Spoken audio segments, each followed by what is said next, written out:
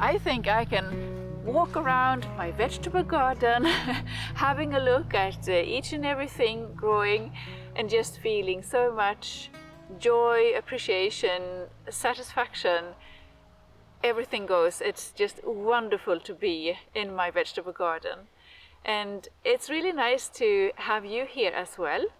And my name is Sara. This is my vegetable garden, Skillnadens garden in Sweden, south of Sweden.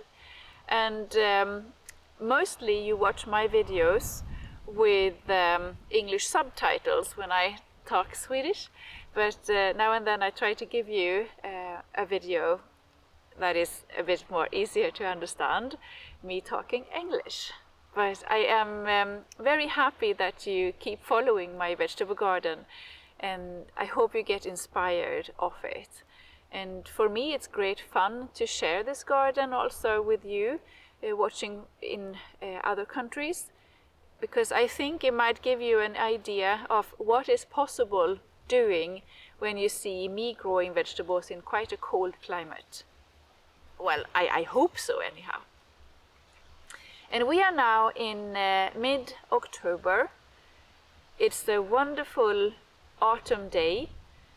And I am out watching my vegetables, trying to prepare some of them that I can harvest for my dinner this Saturday evening. And I have been watching the cabbage. It's a cabbage with pointed head, and that is Filderkraut. It's a late variety, very suitable for cold climate. I also have lots and lots and lots of the Chinese cabbage, very, very suitable for my climate, cold hardy and exceptional in the kitchen, both cooked and also fresh. But I think the main vegetable now for this season that I have, well, plenty of plants of, are Pak Choi. Or Bok Choy if you prefer. And I thought I could harvest some of it and just let you share the joy of it, because I think it's beautiful. So I sit here in front of a row that makes me very pleased. This is a variety called Bok Choy, and it is a variety of Pak Choi with the white stems. There are other varieties with a different color on the leaves and also on the stems, with the more purple varieties and also with the green stems, etc.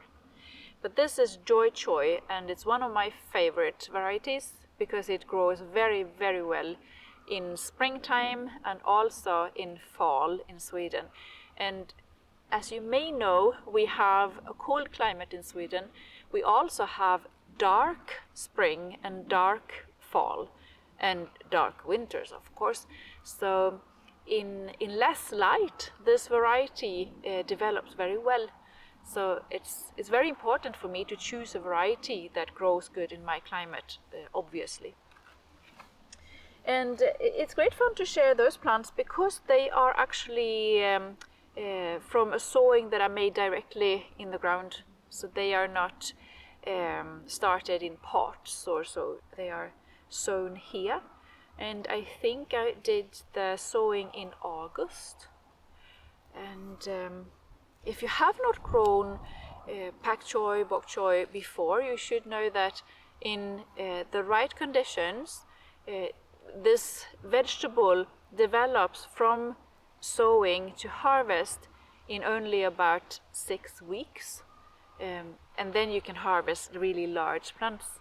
If you want to harvest tiny plants, then of course you can start the harvesting way before that. Which one should I choose?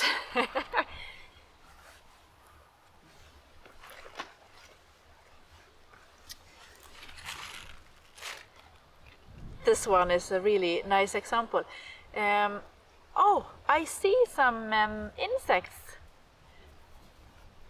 Lots of people in Sweden ask about this. I don't actually know the name of this in English. I will see if I can capture one.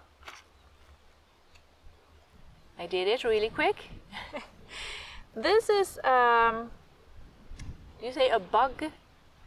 It's a small bug with black shiny shell. They actually jump in between the plants and they eat. In springtime they might eat as much so that it will damage the plants very much, but now in fall time it's not that many and the damages are not that good. I can feel it jumping inside my hands. Oh, it's gone. You spot the holes in the leaves here, and they are made by this tiny little black insect, and some want to know how to control this insect, and I don't know a very good way on how to do it.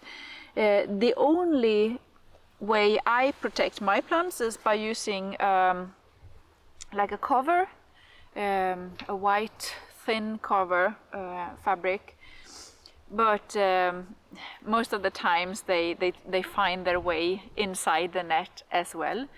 When I grow plants in greenhouse early spring, for example, and I see those bugs at plants eating, I always go out in late evening or night, because then the insects are very lazy, so they are moving slow, and then you can just well, press them, kill them.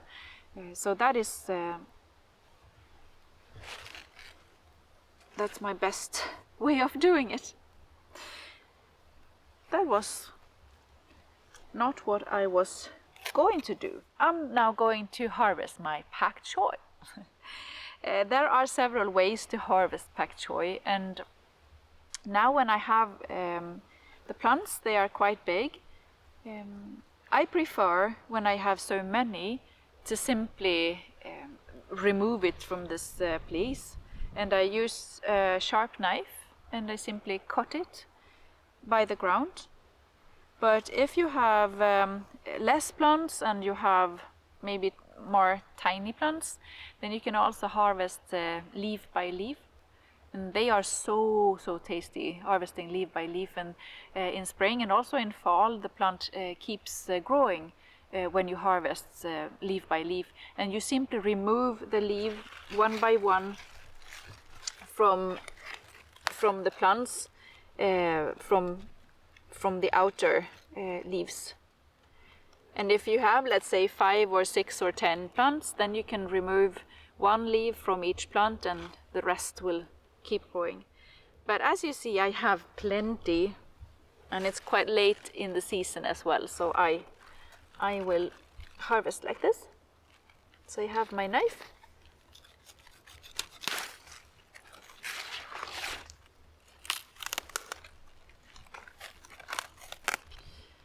Some of the leaves are a bit damaged, so I remove them. But this is my fresh Pak Choi from my garden, grown here, no pest controls, no poison in the ground. Really nice food. Hope you get a bit jealous. Alright, so this is how it looks like from direct sowings in August in Sweden, but I have something more for you. Come with me.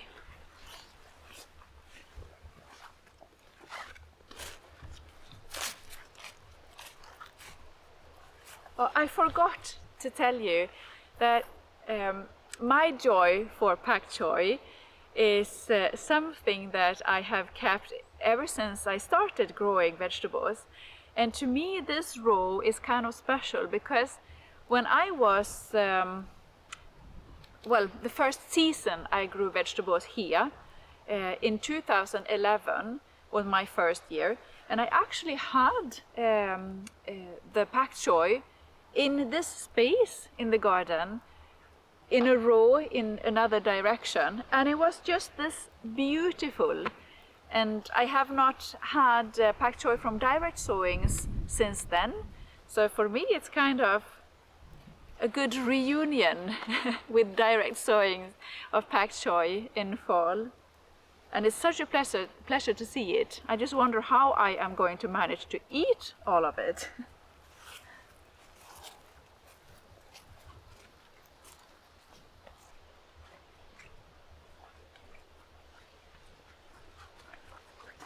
I have, let's say, 5 main areas in my vegetable garden. So that is one of the mid sections, and I am now in another where I grow vegetables in like frames.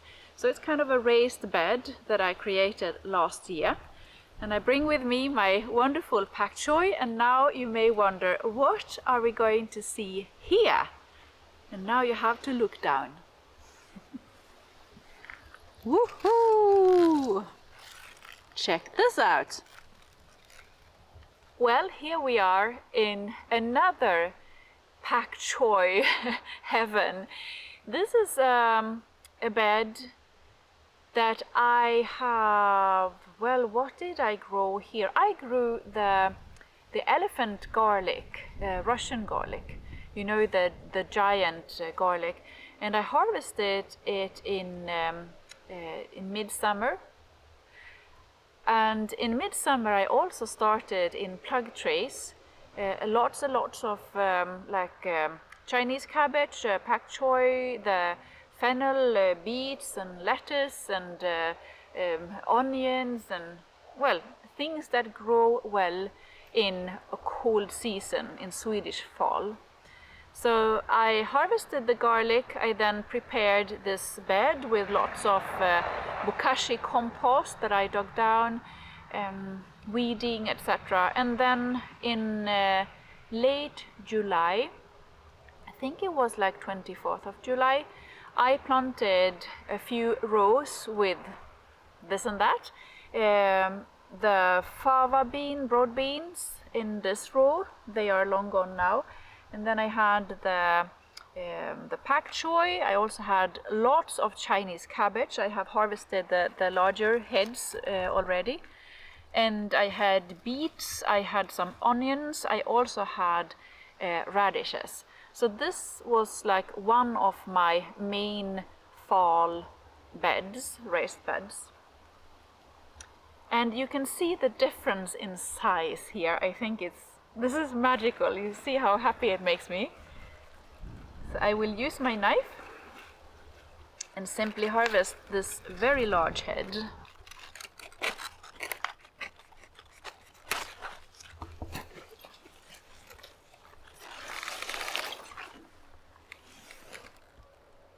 My God, I feel like a super gardener being able to harvest this.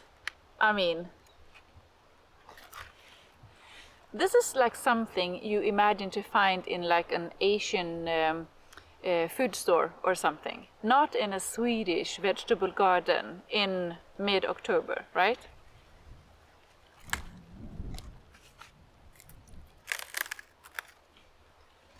They are so nice, really crispy, and as you can see there are some damages from this bug. I see it on the leaves. There are some tiny holes, but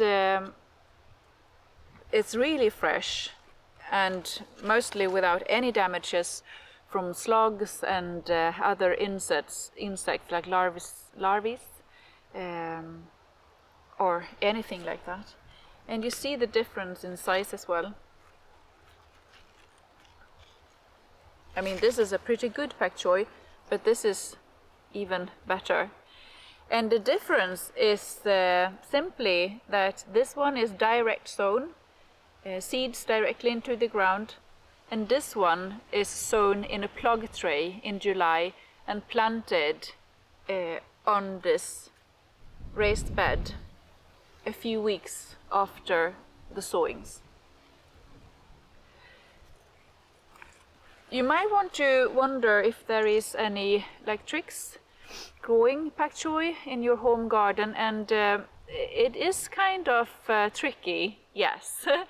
I prefer growing Pak Choi in early spring, nearly winter, in my greenhouse. I also grow lots of Pak Choi in fall, and both early spring and late fall has in common that there are less light in Sweden now, and it's not very warm, so it's very good weather for growing Pak Choi.